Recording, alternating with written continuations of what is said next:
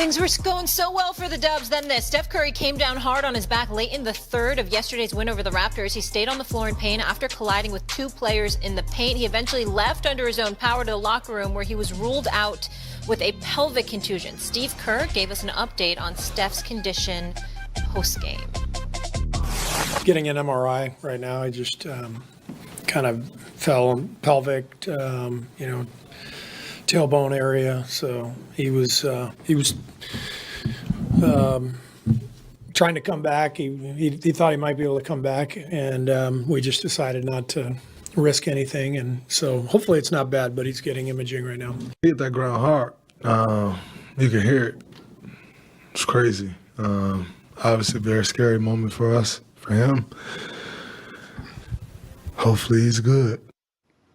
Scary for sure. Monica, 2 days in a row. Who's better than me? Party. How are we feeling, girl? I'm good. Happy Friday. Happy Friday. All right, what would happen if the Warriors needed to rest Steph Curry? Actually, their schedule, Molly, is a little bit favorable, S.A. Good morning.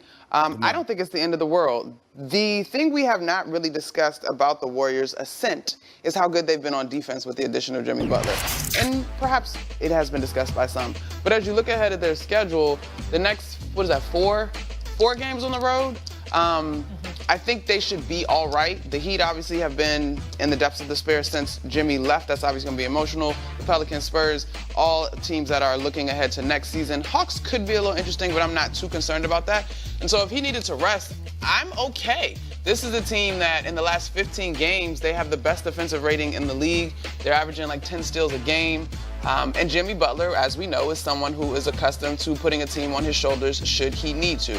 I don't think that they can withstand too many more injuries, so knock on wood and hope everybody stays well, but I'm not too concerned about this. The tricky thing is looking at those standings and trying to hold their position. But I think they should be okay for the next four. They should be okay. They should win at least 3 of them. But the flip side to that, Eminem, is that they have to be concerned because they're 2 games behind the Grizzlies, but they're 1.5 games ahead of the Clippers. Now, why does that matter? If you look at the Golden State Warriors record this season, they're 0-3 against the Clippers. They're 0-3 against the Lakers. They're 0-2 against the Rockets.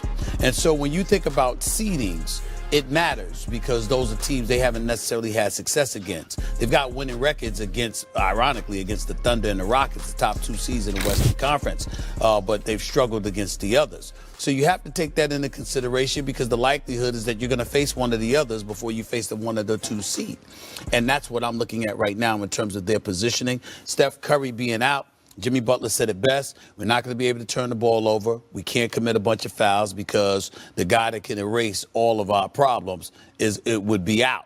So it definitely puts an inordinate amount of pressure on them. He can handle it. Draymond can handle it. Can Kuminga handle it?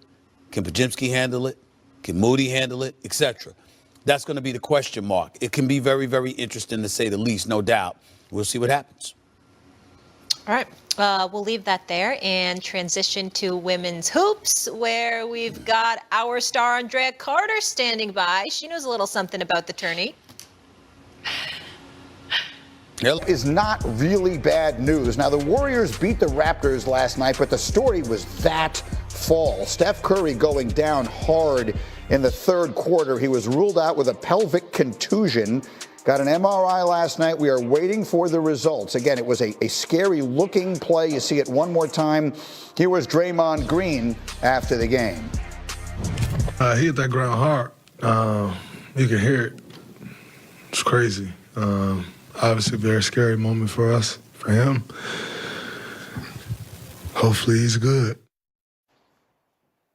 I think he speaks for everybody. Now, for what it's worth, and clearly there are so many reasons that you want Steph back as quickly as possible, but for what it's worth, since they got Jimmy Butler, they've been much better without Steph. They're plus 60 in the 300 minutes that Curry's been off the floor. The point is that before they got Jimmy Butler, they were minus 90 when Steph was off the floor, which suggests, Monica, that they are less Steph reliant. It certainly doesn't mean that they can do anything of consequence without him. So let's live in a world where we hope that he is going to be just fine. I think that ultimately, I think the key here is they're battling like crazy to stay out of that play-in, and this obviously won't help that. Yeah, I think it's interesting that you point out the way that they've been able to be successful in the minutes without Steph.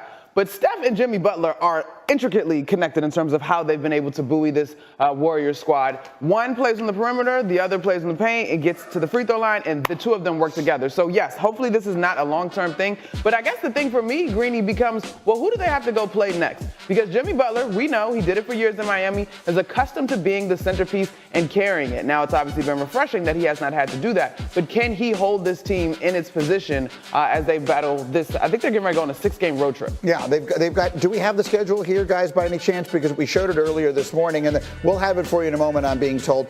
They generally speaking, yes, they're going on the road. They are playing teams they should beat, or certainly could beat. Correct. And I think it's important to note, as much as we were talking about this and we think of the offense, in the last 15 games, here it is. At Atlanta, sub 500. At Miami, really struggling. The Pelicans, goes without saying. The Spurs, I know they won a game the other day. So that's 4 games right there. Boom, boom, boom, boom.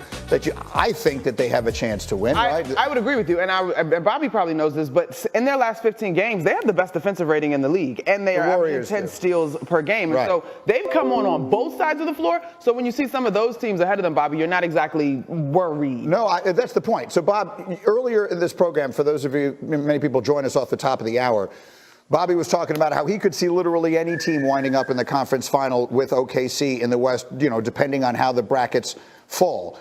How do you feel about the Warriors? Let's live in a world where Steph winds up being okay, because we certainly hope that he is. If he's seriously hurt, then that changes the dynamics of literally everything. But in a world where he's back and playing, at his best when we get to the playoffs, what is the Warriors' ceiling with him and Butler?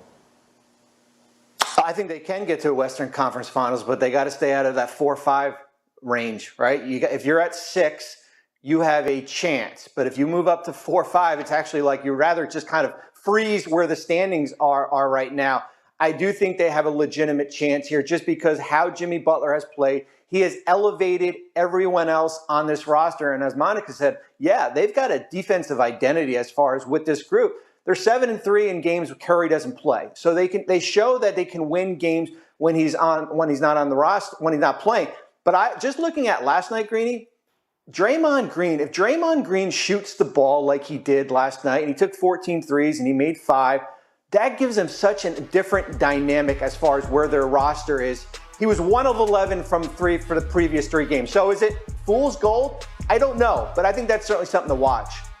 All right, we'll obviously keep an eye and an ear on Northern California. If we get any news whatsoever on Steph Curry, obviously we'll pass it along immediately. In the meantime, from the program and Bobby Marks. Monica, I'll start with you. Here we go. Would you believe that Jimmy Butler can keep the Warriors out of the play-in if Steph has to miss some time after going down hard on his back last night? Well, Greeny, we've gone through the Warriors' schedule a little bit this morning as we've discussed this. Jimmy Butler, hey, accustomed to carrying a team. I'm going to go, yes, I would believe this one. In particular, their next 4 games, they should be all right. They feel winnable. They've got a 1.5 game cushion